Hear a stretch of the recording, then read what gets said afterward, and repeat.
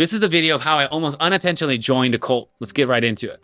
This happened about 10 years ago. I had just become a Christian. I was getting more plugged in at a church, but it was about 25 minutes away from where I lived. I would go on Wednesday nights to the college group, and then I would go on Sunday mornings.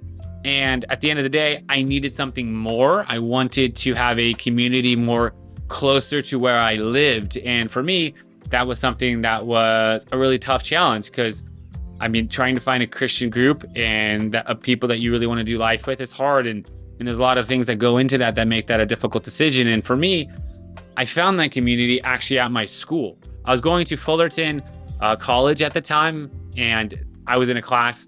I think it was a philosophy or math class. I think it was math, but I'm not sure. And there was a dude, his name was Malcolm. And he seemed like a normal dude. He was around my age. And we just had some commonalities of things in our life. And then Jesus came up, and that was like a huge thing because I was so passionate about Jesus, and he was too. And I was so stoked to be talking to someone about Jesus. And I thought, well, this is kind of cool. And he quickly invited me to this thing called Bible Talk. And this was exactly what I wanted. It was a group way closer to me. I didn't have to drive 25 minutes to hang out with Christians that I knew. I could travel about 5 minutes to a group of people around me. Bible Talk was on Thursday nights, and it was at somebody else's house within the group. And I remember going there and just feeling like, wow, this is awesome. The thing that kind of stood out to me also was I did have some weird observations. The first one that came up was that they only called each other disciples. They're like, this is what we call ourselves. And not only that's what they called themselves, they also said, well, calling yourself a Christian is bad. Everybody is a Christian, but not everybody is a disciple. That was kind of the mentality. And I just thought that was weird because they weren't just for calling themselves disciples. They were against calling themselves Christian, which I was like, okay, I'm new to Christianity, but I've never heard of a Christian saying it's bad to call yourself Christian. Another thing that stuck out to me initially was that in those Bible Talk sessions with the group, it was awesome because we talked about God's word. We go through expositional preaching through the text. It was awesome. But they also had a strong bent of the modern church is bad.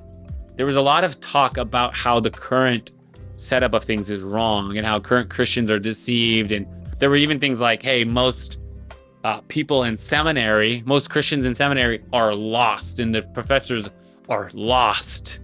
And that, most Christians are lazy and they don't do anything and they don't have the right theology. There was a lot of language, not just what they were for, but also for what they were against, specifically the church. And that was just kind of weird to me. And for me, these were some kind of red flags. But honestly, I was so young in the faith. I can remember thinking, man, I don't know a lot about Christianity. I just became a Christian. And I know my mind doesn't always think of what God says is true as true. So I thought maybe my negative feelings about this group, maybe those are wrong too. Maybe I need to let go of those and understand that maybe this is just how Christian groups are. Because again, this was the first group I had been a part of to this level. I'd never been to a Bible study before. So for me, this was my first look at it. So I thought maybe I'm wrong. Maybe I'm the wrong one. Because again, these things didn't happen. These red flags didn't happen on a very consistent basis in the beginning. The disciple talk was just kind of in the beginning, having a conversation, and they would say these things and against modern church, all the negativity that would happen, but it wouldn't happen all the time. It just grew and grew as I learned more and more about them and spent more time with them. However, I still continued to go. It was great to have a group on a Thursday night of like-minded people that I thought we agreed on some of the bigger things about life and purpose and Jesus and everything. So I continued to go, and Thursday night was great. I even started to go on throughout the week to meet up with them on our college campus at the cafeteria. And my relationship with Malcolm continued to grow. That one-on-one time was something that I really enjoyed, and it was just more casual at the beginning.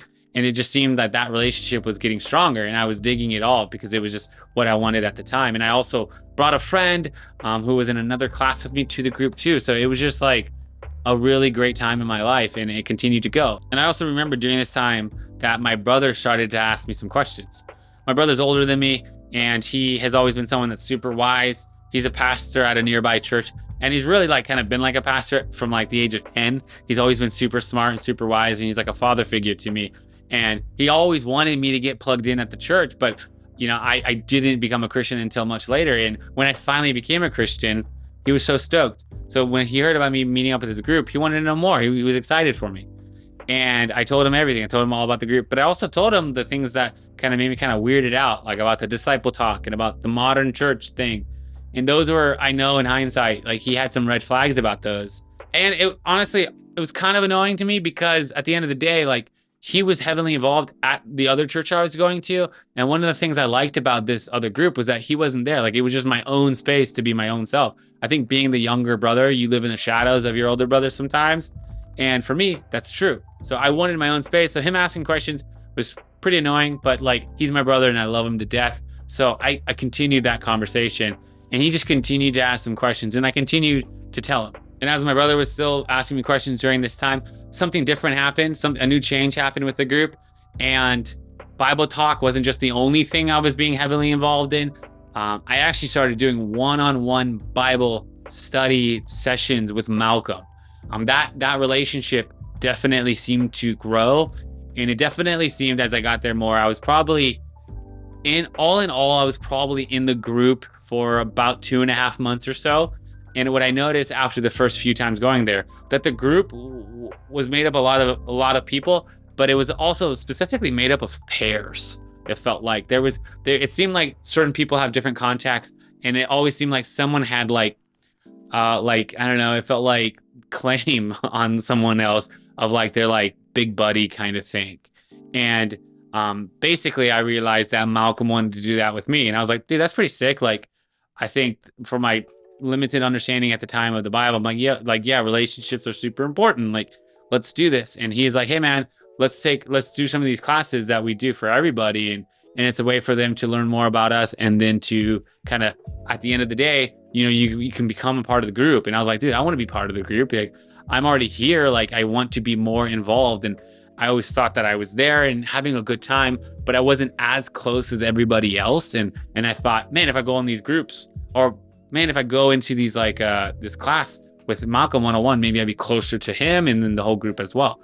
And we did, and I continued to go with him, and I was excited. It was on Saturday. I think it was Saturday afternoons, and I can remember going over to that same apartment and having these one-on-one sessions with Malcolm. And it was a lot of like theology, and it was a lot of talking about obedience, what that means. But a big part of that was that with those one-on-one sessions, Malcolm and I's relationship kind of shifted a little bit. He started to ask more like personal questions. He was wanting to know more and more about me, some things that I definitely wouldn't have talked to other people about, you know, someone that I just known for a few months. But he was asking me about sexual purity, about like how often do I masturbate? Have I ever had sex with a girl? All of these things that are very personal. And he was very intense about asking questions about sin in my life. And I have to admit, I was uncomfortable. I'm someone that's not used to having those conversations with someone I just know for 3 months. But again, I had the mentality of, I think this is maybe just what the Christian life is like. Someone's asking you these tough questions.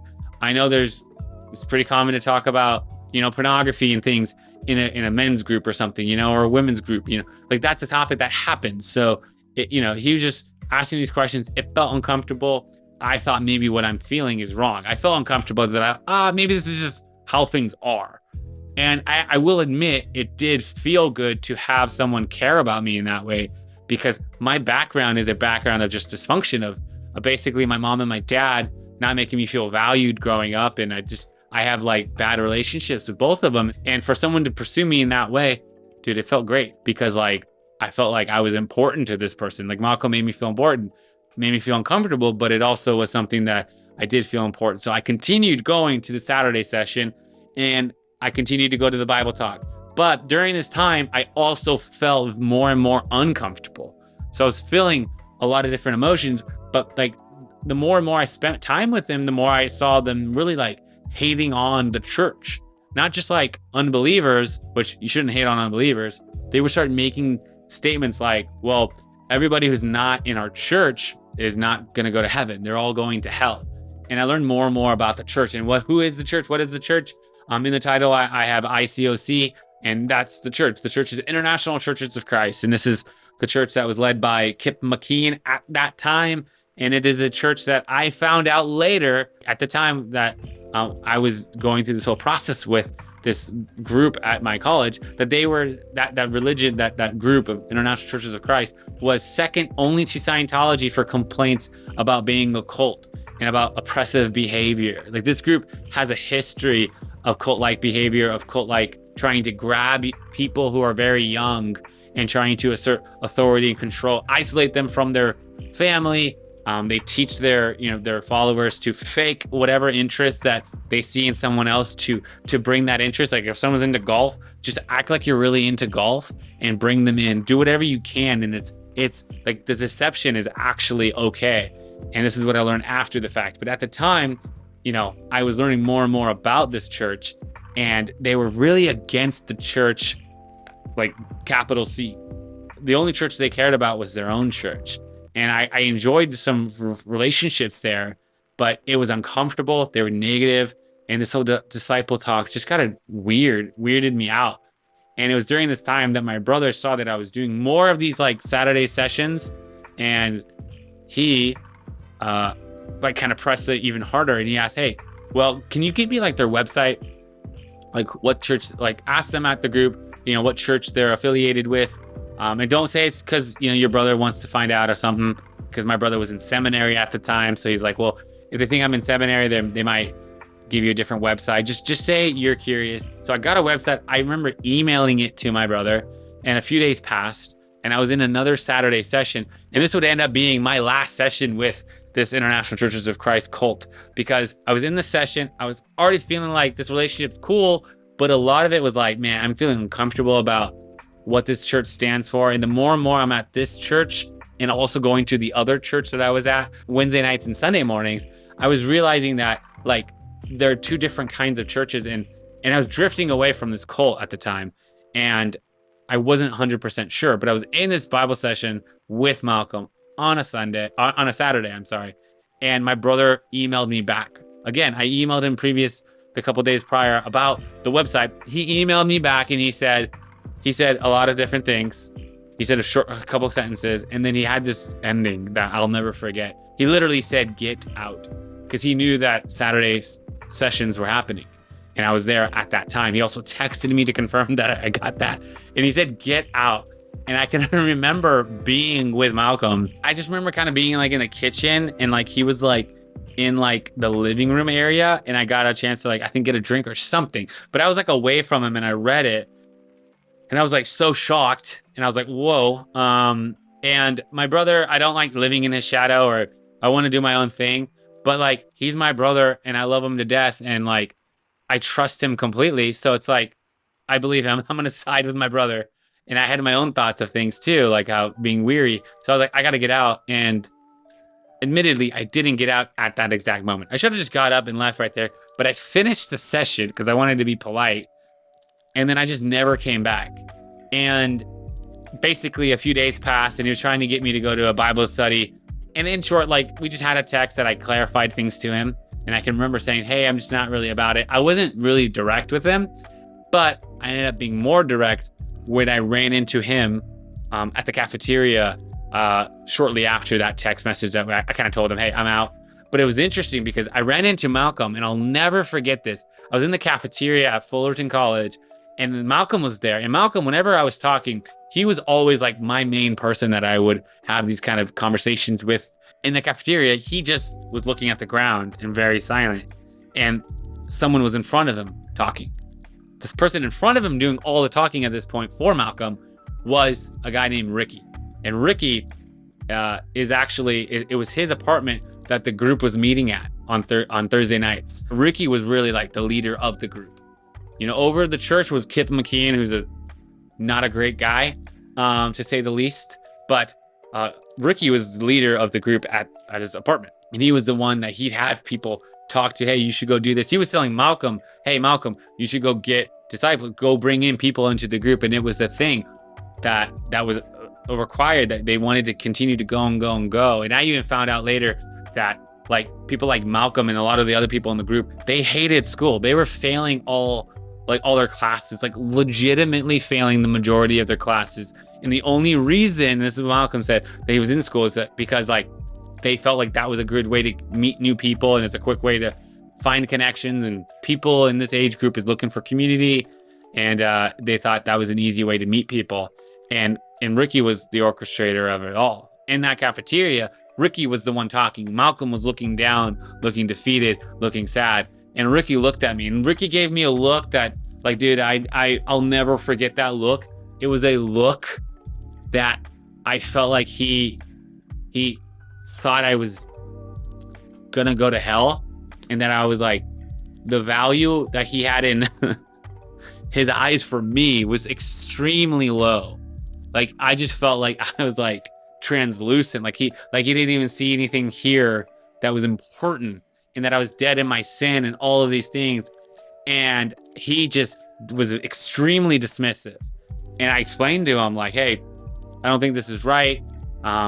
Things were weird. I started being more frank about my thoughts. He also said that the girl that I brought to the group earlier, that she was bad news. And I remember him bringing up like, oh yeah, she's like slept around. And like Ricky was like saying like ridiculous things that like was so frustrating to me.